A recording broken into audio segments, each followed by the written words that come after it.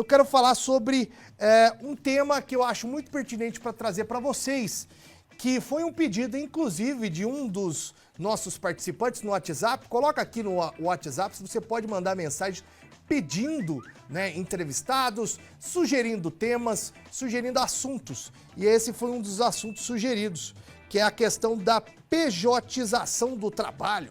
Será que é um problema? Será que não é? Quais são os benefícios? Quais são os problemas relacionados a se tornar um prestador de serviço, uma pessoa jurídica e não depender da CLT? Por isso a gente vai conversar com um advogado especialista, que é o Márcio Nissim, que fala com a gente agora pelo Zoom, pela internet, que vai explicar tudo sobre a contratação PJ. Tudo bom, doutor Márcio? Tá me ouvindo direitinho? Perfeitamente, Cadu. Tudo ótimo. E você? Tudo ótimo, graças a Deus. Vamos aí ajudar o pessoal a entender o que é essa contratação PJ, né? O que é, então, doutor Márcio, essa contratação de pessoa jurídica e no que ela se difere do regime da CLT? Perfeito. Bom, a contratação de pessoa jurídica, ela é um modelo de contratação em que um profissional ele presta serviços para uma empresa como pessoa jurídica, né? Ou seja, como uma empresa própria, em vez de ele ser um contratado, empregado CLT. Então, na contratação de PJ, o profissional ele emite notas fiscais pelos serviços prestados, e ele é responsável pelo recolhimento de impostos, contribuições, benefícios e também pela gestão administrativa da sua empresa. Já o empregado CLT é aquele empregado efetivamente contratado pela empresa no regime da CLT, né? Ele é empregado da empresa. Doutor Márcio, no seu ponto de vista e pela sua experiência, quais são os pontos positivos e os pontos negativos em se trabalhar dessa forma aí, como um PJ? Maravilha.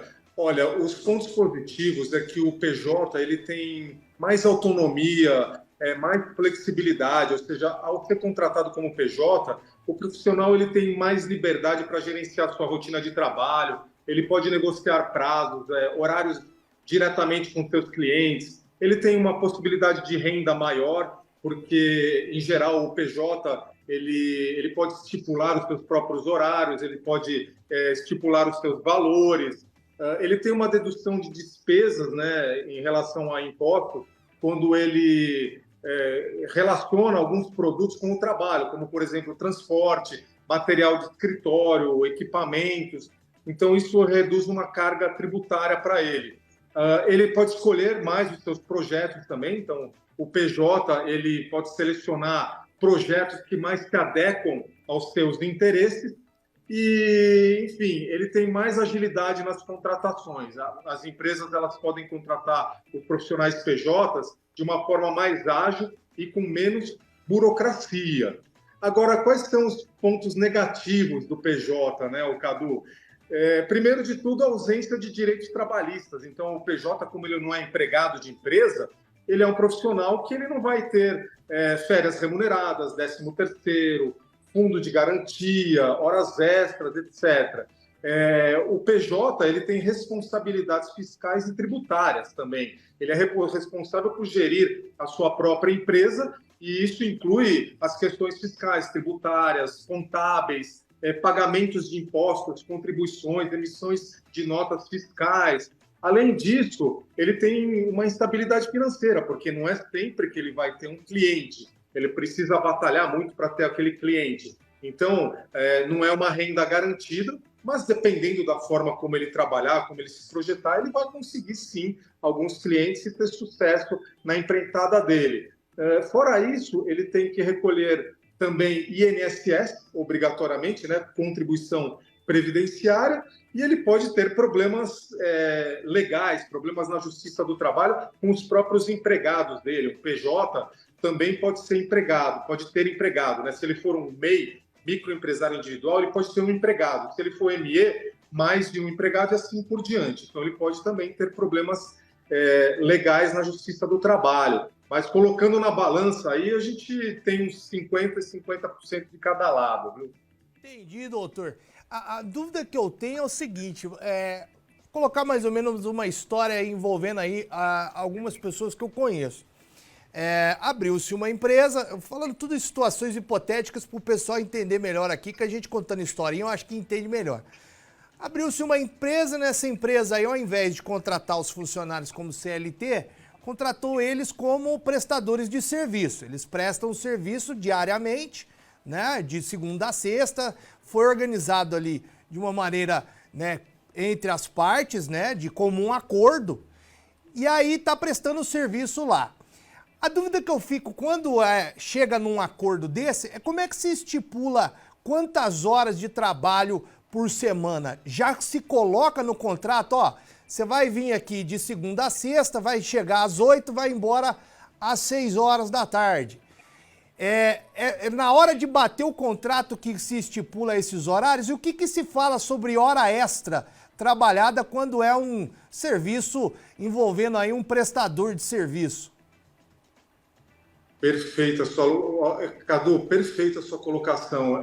Realmente, esse é um grande problema na Justiça do Trabalho. Isso que você está relatando é uma característica de vínculo de emprego, reconhecimento de vínculo de emprego.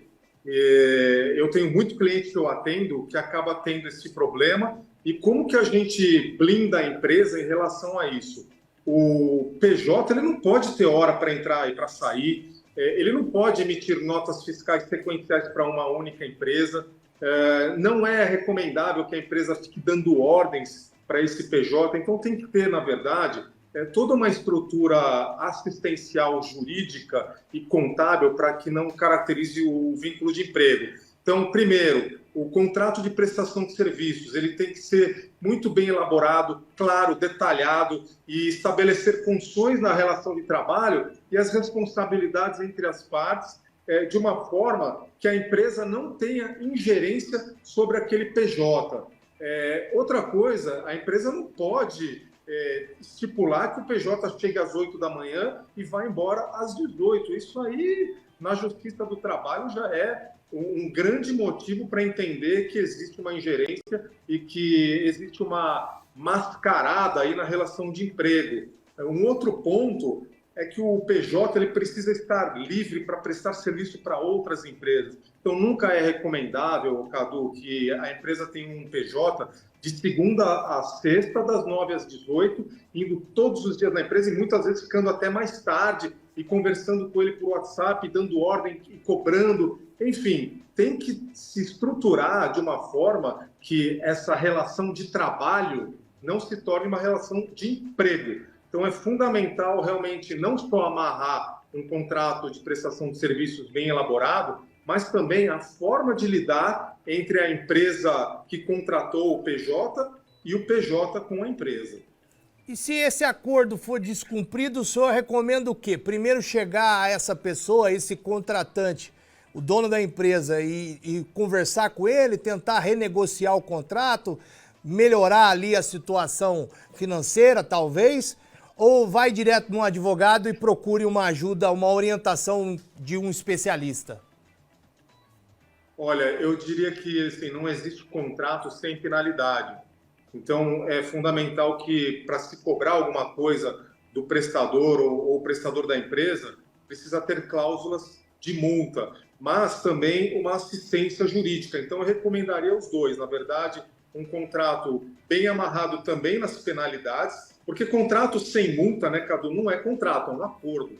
E também, sim, procurar uma assistência jurídica para entender o que está acontecendo. Mas aqui, na verdade, Cadu, o maior prejuízo, se ocorrer uma ação de reconhecimento de vínculo, é para a empresa que contratou o PJ. Então, a empresa realmente ela precisa estar bem calçada e não é impossível se contratar um PJ, isso é o que mais tem atualmente. Mas as empresas mascaram relação de trabalho como uma relação de emprego, e aí acaba complicando. Então, realmente, são esses dois fatores. Cláusulas penais e que sejam cumpridas e cobradas, e também a recomendação de um advogado em relação a determinadas situações que possam ocorrer dentro dessa relação de trabalho. Entendi. Outra coisa que eu vejo que às vezes pesa um pouco na mudança de alguns colegas da CLT para a questão do PJ, né, do prestador de serviço, questão das férias também, né, doutor? Que é outro dilema, né? A pessoa que está prestando serviço, às vezes continuamente, diariamente, para uma determinada empresa, ele deve se perguntar, né? Mas e as férias? Porque eu não sou relógio, né? Eu não consigo trabalhar o tempo todo sem parar. Se bem que o relógio para se não tiver bateria, né? Mas aí, pensando no ser humano, né? Como é que é o acordo que se faz na hora de fechar o contrato da prestação de serviços? Perfeito. Muita empresa acaba dando férias para o PJ e até cobrando, quando ele falta, atestado médico. Isso não existe, não pode. Isso caracteriza o vínculo também. Então, o PJ, na verdade, Cadu, é importante que ele não seja sozinho. Ele precisa ter alguém trabalhando com ele também, justamente para quando ele se ausentar, para quando ele sair de férias, ele precisa ter uma estrutura para ser um PJ. Um PJ que trabalha sozinho, ele acaba realmente não tendo tempo para ter férias, porque a empresa contratante vai sempre cobrar o trabalho dele, vai sempre cobrar o serviço dele, e ele acaba até ficando estressado em poder tirar férias. Então é importante que o PJ ele tenha uma estrutura para prestar serviço. Então que ele tenha um assistente, alguém que trabalhe com ele, para que ele possa também tirar férias. As férias do PJ não vai constar no contrato de prestação de serviço, mas vai constar que ele tem total autonomia de enviar uma outra pessoa no seu lugar para executar as tarefas acordadas no contrato de prestação de serviço. Ninguém vive sem férias, né, Cadu? Todo mundo precisa descansar, né? Pelo Senão amor vira de trabalho Deus. escravo. Nossa Senhora, como a gente precisa, ainda mais hoje em dia com essa velocidade das coisas e como é que anda, né, o mercado de trabalho hoje, né? Doutor Márcio, quero agradecer aí pela sua entrevista, são falas, assim, muito importantes para o nosso público que está acompanhando, mas eu percebo que as suas redes sociais têm muitas dicas, muitas orientações e observações com relação ao mercado de trabalho e outras questões jurídicas. Então peço para o senhor, desde já agradeço, né, a entrevista e peço para o senhor deixar as redes sociais aí para que um público do Fala Minas também possa acompanhá-lo. Obrigado, viu, doutor? Muito obrigado pela oportunidade. A minha rede social, vou deixar o meu Instagram, é Márcio Nissim, tudo junto. Nissim é com 2 S e M de Maria no final, .adv. Márcio Nissim, .adv. Muito obrigado pela oportunidade. Eu sou seu fã, viu, Cadu? Obrigado e um grande abraço. Poxa, vindo do senhor aí, eu fico lisonjeado, né? Um dos grandes advogados desse país aqui, né? Fazendo um trabalho brilhante aí, né? No direito. Obrigado mesmo, doutor. Também sou seu fã. Um excelente dia aí para vocês. Obrigado, para nós. Um abraço. Tchau, tchau. Muito obrigado você que assistiu esse corte até agora. Olha, já sabe o que fazer, né? Dá aquela força, é o like, é a curtida, é o comentário, é o compartilhamento, faz de tudo um pouco, que aí você incentiva a gente a continuar produzindo conteúdo para vocês aqui também no YouTube e no Facebook. Valeu, gente! E ó, não se esqueça, siga a gente na Rede Mais HD, YouTube, Facebook e o Instagram. Valeu!